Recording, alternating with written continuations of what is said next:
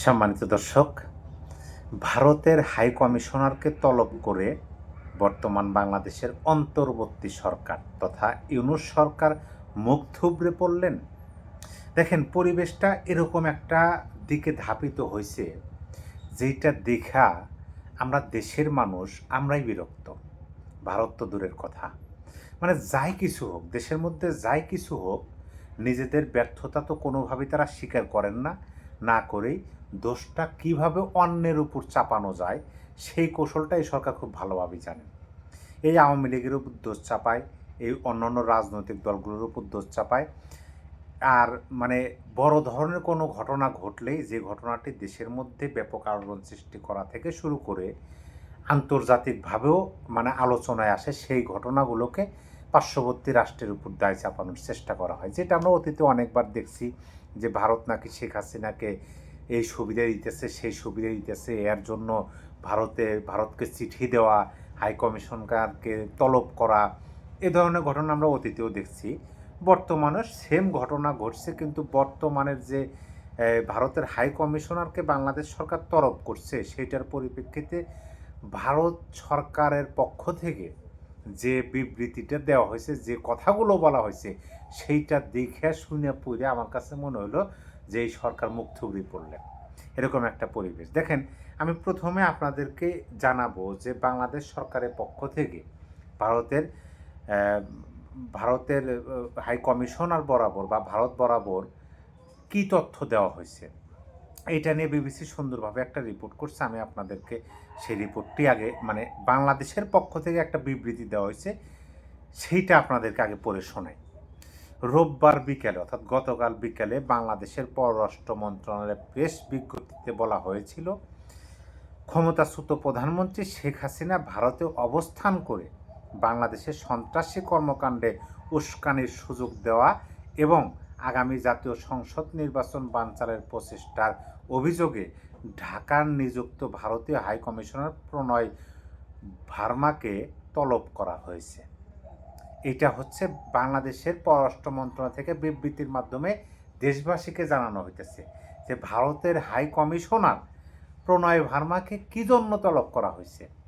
কারণটা হলো যে শেখ হাসিনা নাকি সেখান থেকে বাংলাদেশে সন্ত্রাসী কর্মকাণ্ডের উস্কানি দিতেছে এবং সেই সুযোগটা নাকি ভারত করে দিতেছে, শেখ হাসিনা যেন এই ধরনের উস্কানি দিতে পারে, সেই জন্য প্রণয় ভার্মাকে তলব করছে। আচ্ছা, সেখানে বলা হয়েছিল ভারতে অবস্থানরত শেখ হাসিনা তার সমর্থকদের সন্ত্রাসী কর্মকাণ্ডে জড়াতে আহ্বান জানিয়ে নিয়মিত উস্কানিমূলক বক্তব্য দিচ্ছেন, যা বাংলাদেশের আইনশৃঙ্খলা পরিস্থিতি ও গণতান্ত্রিক প্রক্রিয়ার জন্য গুরুতর হুমকি হিসাবে বিবেচিত হচ্ছে।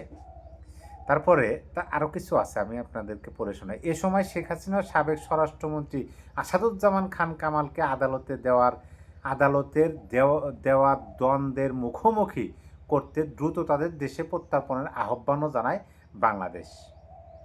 বাংলাদেশের রাজনৈতিক নেতা শরীফ ওসমান হাদির উপর সংগঠিত হত্যাচেষ্টার ঘটনায় জড়িত সন্দেহভাজনরা যেন পালিয়ে ভারত আশ্রয় না নিতে পারে, সেই জন্য এই বিষয়ে ভারতের সহযোগিতা চাওয়া হয়।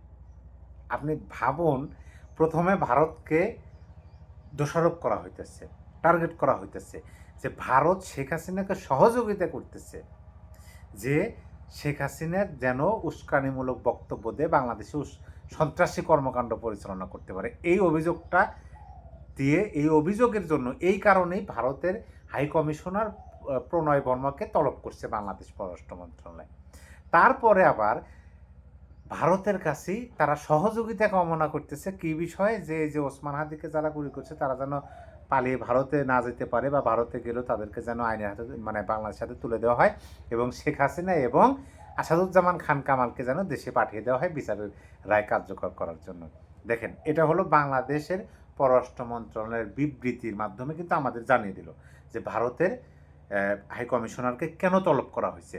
এখন এইটার পরিপ্রেক্ষিতে ভারতের হাই কমিশনার তথা ভারতের পক্ষ থেকে ভারত কি উত্তর দিল, প্রতিক্রিয়া জানালো, সেইটা জানার পরে আপনার মনের কি অভিব্যক্তি, মনের মধ্যে কি উদয় হয়। আমি তো বললাম যে বাংলাদেশ সরকারকে মুখ থুবড়ে পড়লো। আপনার কাছে কি এরকমই মনে, না অন্য কিছু? যা কমেন্ট বক্সে জানিয়ে দেন। আমি আপনাদেরকে ভারত যে কথাটা মানে এটার প্রতি উত্তর দিছে সেটা আপনাদেরকে এখন পড়ে শোনাই।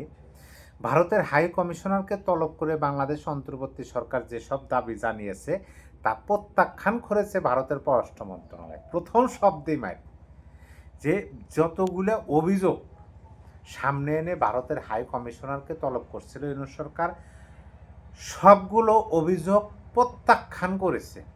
বিবেচনায় নেওয়া অত দূরের কথা, ডাইরেক্ট প্রত্যাখ্যান করেছে। রোববার দুপুর ভারতীয় হাই কমিশনার প্রণয় ভার্মাকে পররাষ্ট্র মন্ত্রণালয়ে তলব করে বাংলাদেশের পররাষ্ট্র মন্ত্রণালয় কিছু দাবি তুলে ধরে, যেটা আমি প্রথমে আপনাদেরকে বললাম। এই সময় বাংলাদেশ সরকার কিছু বিষয়ে ভারতের কাছে উদ্বেগ তুলে ধরে। প্রথমে দাবি তুলে ধরে যে আপনারা এটা করতেছেন, পরে উদ্বেগ যে আপনাদের শেখ হাসিনা আমাকে ফেরত দেন, এরকম। এর জবাবে ভারতের পররাষ্ট্র মন্ত্রণালয়ের একটি বিবৃতিতে বলা হয়েছে, ভারতের পররাষ্ট্র মন্ত্রণালয় আবার এটা বিবৃতির মাধ্যমে বলছে, 14 ডিসেম্বর গতকালকে 2025 তারিখে বাংলাদেশের অন্তর্বর্তী সরকারের প্রেস নোটে যেসব দেওয়া বক্তব্য স্পষ্টভাবে প্রত্যাখ্যান করছে ভারত। মানে কোনো ঘোলাটে কোনো ধোঁয়াশা নাই, একেবারে স্পষ্টভাবে ভারত সেটা প্রত্যাখ্যান করছে। বিবৃতির মাধ্যমে কিন্তু ভারত জানিয়ে দিল।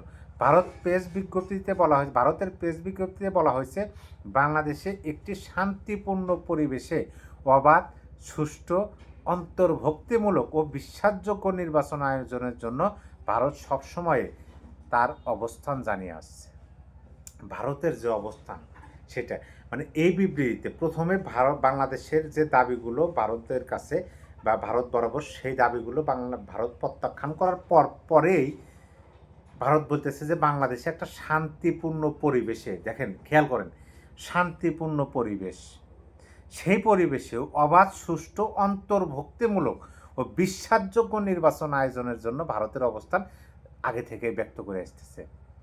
অন্তর্ভুক্তিমূলক তার মানে আওয়ামী লীগ সহ একটা নির্বাচন, শান্তিপূর্ণ পরিবেশ, কোনো এরকম ধরপাকল হবে না, সুষ্ঠু হতে হবে এবং নির্বাচনটা অবশ্যই বিশ্বাসযোগ্য হতে হবে। আপনি এবং বললেন যে হলো তা না, এই নির্বাচন বিশ্বাসযোগ্য হতে হবে।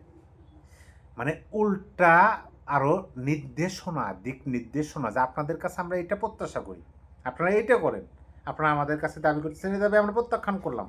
বিষয়টা তো এরকমই দাঁড়ালো। তাহলে বুঝুন, এই যে আমি আপনাদেরকে দুইটা দেশের পররাষ্ট্র মন্ত্রণালয় এর যে বিবৃতি আপনাদেরকে পড়ে শোনালাম, আপনাদের কাছে কেমন মনে হলো? আমি যে এই যে নিউজটা বিশ্লেষণ করলাম, এটা কি আপনার কাছে যথার্থ মনে হলো, নাকি আপনার কাছে মনে হলো যে না ঠিক আছে এটা তো এরকম? কিন্তু আমার কাছে মনে হয় কি জানেন, সকল বিষয়ে যখন এইভাবে কি বলে সন্দেহ করা হবে যে কোনো বিষয়, দেশের মধ্যে হাদিকে গুলি করছে কারা, সেই আসামিদেরকে ধরার দায়িত্ব কি ভারতের নাকি বর্তমান বাংলাদেশ সরকারের? এই বর্তমান বাংলাদেশ সরকার আইন শৃঙ্খলা বাহিনীর। শোনা যাচ্ছে যে তারা নাকি অলরেডি পালিয়ে গেছে ভারতে। কেন গেল, কিভাবে গেল? সরকার তো এই যে আনিস আলমগীরকে গ্রেপ্তার নিয়ে মানে অন্যদিকে মোড় ঘোরানোর চেষ্টা করতেছে। নিজেদের ব্যর্থতা যারা নিজেরা দেখেন না বা আড়াল করার চেষ্টা করেন, তারা তো অন্যের উপর দোষ চাপাবেন, কিন্তু যতবারই চাপাবেন এইভাবে চপেটাঘাত আসতেই থাকবে, আসতেছে। স্পষ্ট ভাষায় ভারত বলে দিল। সম্মানিত দর্শক, আপনার মতামত অবশ্যই কমেন্ট বক্সে জানিয়ে দেবেন। সবাই ভালো থাকবেন। আল্লাহ হাফেজ।